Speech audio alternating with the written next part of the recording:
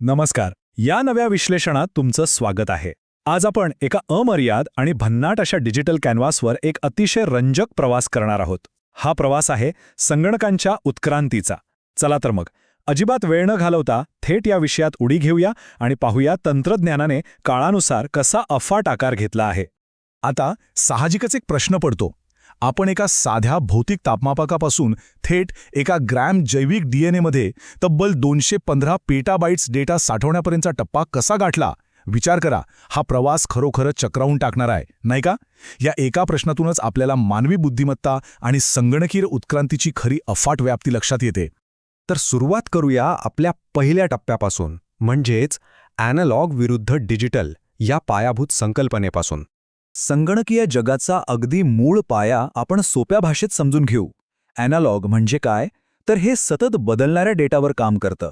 हे नेहमी आपल्याला किती या प्रश्नाचं उत्तर देतं, जसं की आपला नेहमीचा तापमापक किंवा गाडीचा स्पीडोमीटर. पण दुसरीकडे डिजिटल अगदी वेगळ्या प्रकारे काम करतं. हे फक्त 0 आणि 1 म्हणजेच 0 आणि 1च्या बायनरी सिस्टीमवर चालतं. अगदी एखाद्या घरातल्या लाईटच्या बटनासारखं, एकतर चालू किंवा बंद. हीच दुहेरी व्यवस्था आजच्या संपूर्ण संगणकशास्त्राचा मुख्य पाया आहे. इथून पुढे आपण वळूया दैनंदिन वापराच्या संगणकांकडे, मायक्रो आणि मिनी. आता मायक्रो कॉम्प्युटर म्हणजे नेमकं काय हे सांगायचं तर, आपण घर, शाळा किंवा ऑफिसेसमध्ये वैयक्तिक वापरासाठी जे पीसी किंवा डेस्कटॉप वापरतो ना, तेच. या सगळ्या प्रकारांमधला सर्वात कॉमन आणि आपल्या सगळ्यांच्या परिचयाचा प्रकार. एका छोट्याशा डेस्कवर सहज मावणारे आणि वैयक्तिक कामांसाठी डिझाईन केलेले हे संगणक आज आपल्या रोजच्या जगण्याचा एक अगदी अविभाज्य भाग बनले आहेत. पण या मायक्रोच्या आधी साधारण 60च्या दशकात काय होतं, तर तिथे होते मिनी संगणक.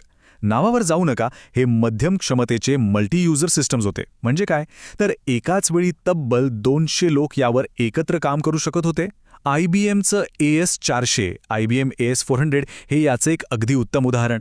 थोडक्यात सांगायचं तर लहान वैयक्तिक पीसी आणि महाकाय एंटरप्राइज नेटवर्क्स यांच्यामधला हा एक अत्यंत महत्त्वाचा असा दुवा होता. आता वेळ आली आहे संगणकीय दिग्गजांना भेटण्याची. मेनफ्रेम्स आणि सुपर कॉम्प्युटर. आता तुम्हाला प्रश्न पडेल, मेनफ्रेम नक्की काय काम करतो? तर मेनफ्रेम हे शेकडो रिमोट युजर्ससाठी एकाच वेळी मल्टी प्रोग्रामिंगचं काम हाताळतं. यासाठी अतिशय नियंत्रित आणि थंड वातावरणाची गरज असते, जसं की IBM S390. हे समजून घेण्यासाठी एका महाकाय आणि अत्यंत शिस्तबद्ध अशा ग्रंथालयाची कल्पना करा. तिथे शेकडो वाचक एकाच वेळी माहिती शोधत आहेत आणि मुख्य ग्रंथपाल अजिबात न थकता न गोंधळता प्रत्येकाला अचूक माहिती पुरवत आहे. एकाच वेळी अनेक कामं अत्यंत अचूकपणे करण्याची हीच ताकद मोठ्या व्यावसायिक पातळीवर खूप महत्त्वाची ठरते. मग मेनफ्रेमपेक्षा सुपर कॉम्प्युटर कसा बरं वेगळा आहे? तर इथे विषय आहे प्रचंड वेगाचा.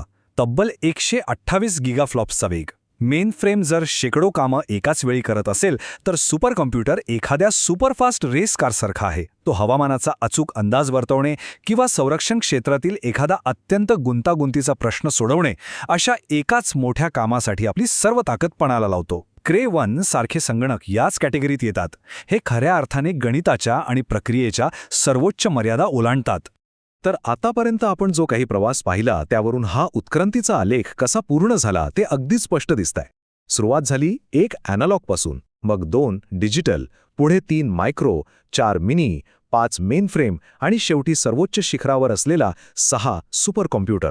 साध्या भौतिक मोजमापांपासून ते संगणकीय शक्तीच्या सर्वोच्च क्षमतेपर्यंतचा हा चढता आलेख खरोखरच थक्क करून सोडणार आहे, बरोबर? पण खरी मजा तर आता सुरू होतीये. आपला पुढचा विभाग आहे सिलिकॉनच्या पलीकडे, भविष्यातील तंत्रज्ञान. इथून पुढे आपण अशा एका भन्नाट युगात प्रवेश करत आहोत जिथे आपलं पारंपरिक सिलिकॉन हार्डवेअर पूर्णपणे मागे पडणार आहे. आणि इथून सुरुवात होते क्वांटम कॉम्प्युटिंगची. यात क्यूबिट्स आणि सुपरपोजिशनचा वापर होतो. म्हणजे कसं, तर आपला नेहमीचा संगणक एका वेळी एकाच अवस्थेत असतो, 0 किंवा 1. पण हे क्वांटम क्यूबिट्स एकाच वेळी अनेक अवस्थांमध्ये असू शकतात. यामुळेच 2026 पर्यंत व्यावहारिक वापरासाठी याचा वेग चक्क दशलक्ष पटीने वाढण्याची शक्यता आहे.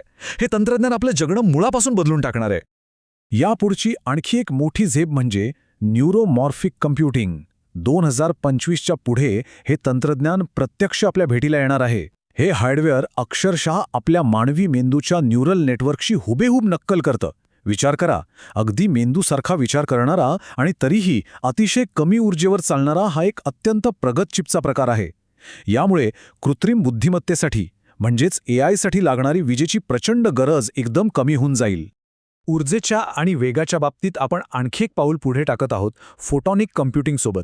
हे तंत्रज्ञान पारंपरिक विजेचा पूर्णपणे त्याग करतं आणि त्याऐवजी माहितीवर प्रक्रिया करण्यासाठी चक्क प्रकाशाचा वापर करतं. प्रकाशाच्या वेगाने होणाऱ्या या प्रक्रियांमुळे हे तंत्रज्ञान तब्बल 30 पट अधिक ऊर्जा कार्यक्षम बनते. म्हणजे विजेऐवजी थेट प्रकाशाच्या किरणांवर चालणारे संगणक. आता ही केवळ सायन्स फिक्शनमधली कल्पना राहिलेली नाहीये. आणि 2030च्या क्षितिजावर तर आपल्याला एक महाक्रांती स्पष्ट दिसतेय. DNA computing. एकाच ग्रॅम जैविक डीएनएमध्ये तब्बल 215 पेटाबाइट्स डेटा साठवण्याची अफाट क्षमता यात आहे. आणि विशेष म्हणजे हा असा डेटा आहे जो हजारो वर्ष सुरक्षित राहू शकतो. म्हणजे निसर्गाची डेटा साठवण्याची जी हजारो वर्ष जुनी आणि अतिशय टिकणारी पद्धत आहे ना, तीच आता आपण थेट आपल्या तंत्रज्ञानात वापरणार आहोत. ही गोष्ट खरोखरच अंगावर काटा आणणारी आहे. आता वळूया आपल्या शेवटच्या विभागाकडे, उत्क्रांतीची कालरेषा, एक अभूतपूर्व स्थित्यंतर. आता या संपूर्ण कालरेषेवर एकदा नजर टाकूया. 1940च्या दशकातील ॲनालॉग, 1950मधील डिजिटल, 1970चे महाकाय सुपर कॉम्प्युटर्स, हा सगळा आपला सिलिकॉन युग होता. आणि तिथून पुढे सुरू होतो आपला सिलिकॉनच्या पलीकडचा अत्यंत प्रगत आणि थरारक प्रवास. 2020चे क्वांटम, 2026मधील फोटॉनिक आणि 2030च्या पुढील डीएनए तंत्रज्ञान. ही केवळ एक साधी प्रगती नाही, तर मानवी तंत्रज्ञानाच्या इतिहासात झालेली ही एक अभूतपूर्व आणि ऐतिहासिक झेप आहे.